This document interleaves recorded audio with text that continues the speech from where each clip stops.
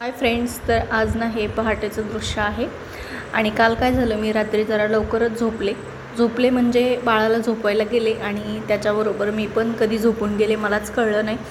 परंतु माझा झोपेचा स्लॉट पूर्ण झाल्याच्यानंतर मला म्हणजे जाग आली. नेहमी जेवढा वेळ झोपते तेवढा वेळ झोपली. त्यानंतर पहाटे मग मी उठले 4:45च्या दरम्यान आणि त्यानंतर फ्रेश होऊन म्हटलं चला आता अभ्यासाला बसायला पाहिजे, कारण रात्री आपलं काहीच झालेलं नाही आहे. तर मी ना आज पहाटेच्या स्लॉटमध्ये मग काय केलं, इडियम फ्रेजेस जे आहेत ते वाचायला घेतलेले होते. तर त्यानंतर मग इंग्रजीचा प्रेपोजिशन हा जो घटक आहे तो सुद्धा मी थोडासा आज अभ्यासलेला आहे.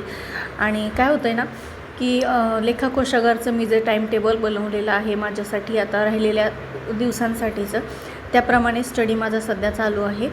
आणि बऱ्याच लोकांच्या मला कमेंट आले होते की तुम्ही टायपिंग वगैरे केलं आहे का, तर हो माझं टायपिंग झालेलं आहे, म्हणूनच मला इथे फॉर्म पण भरता आलेला आहे.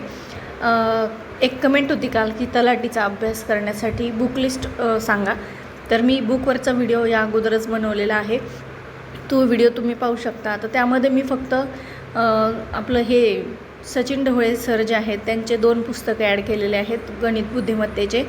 तेवढे 2 पुस्तकं मी नवीन त्यामध्ये घेतलेले आहेत. आणि बाकी तुम्ही मराठी इंग्रजीसाठी बाळासाहेब शिंदे सरांचे वापरू शकता, किंवा मराठीसाठी बाळासाहेब शिंदे सरांचंही आहे आणि मोरा वाळुंबे सरांचंसुद्धा आहे. तर इंग्रजीसाठी बाळासाहेब शिंदे सरांचं पुस्तक संपूर्ण इंग्रजी व्याकरण छान वाटलं मला. त्यामध्येच तुमचं हे इडियम फ्रेजेस, त्यानंतर सिनोनिम अँटोनिम पण कवर होतं. आणि नव्याने स्पर्धा परीक्षांची तयारी करत आहेत त्यांनी मॅजिक ऑफ मॅथमॅटिक्स हे बुक जे आहे ते घ्या, कारण त्यामध्ये अगदी बेसिकपासून कन्सेप्ट क्लिअर केलेले आहेत. आणि मी जेव्हा सुरुवात केली होती तेव्हा मी ते बुक घेतलेलं आहे मॅजिक ऑफ मॅथमॅटिक्स. बाकीचे जे पुस्तकं आहेत ते मी नंतर घेतलेले आहेत. आत्ता सध्या मी सचिन ढवळे सरांचं बुक ऑर्डर केलेले आहे. त्यामध्ये बुद्धिमत्तेचे मला कन्सेप्ट छान वाटले.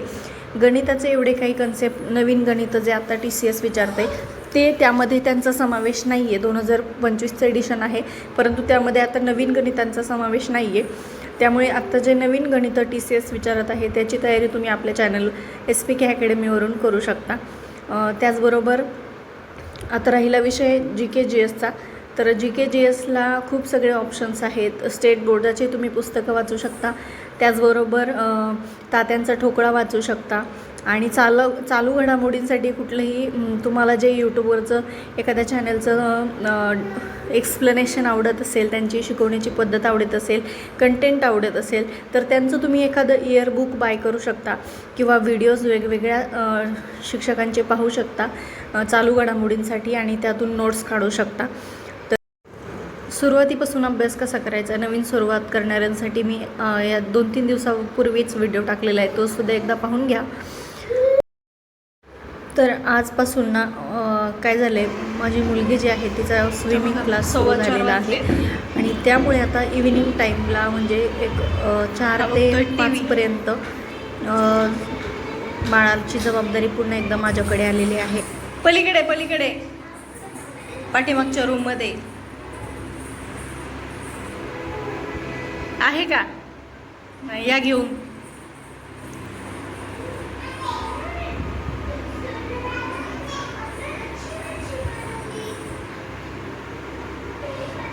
इकडे घेऊन ये, इथे येऊन पी, खाली बसून.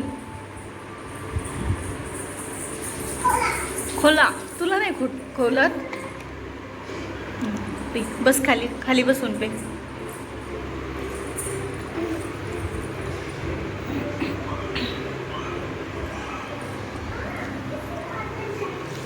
चला आता मी याला बघता थोडंसं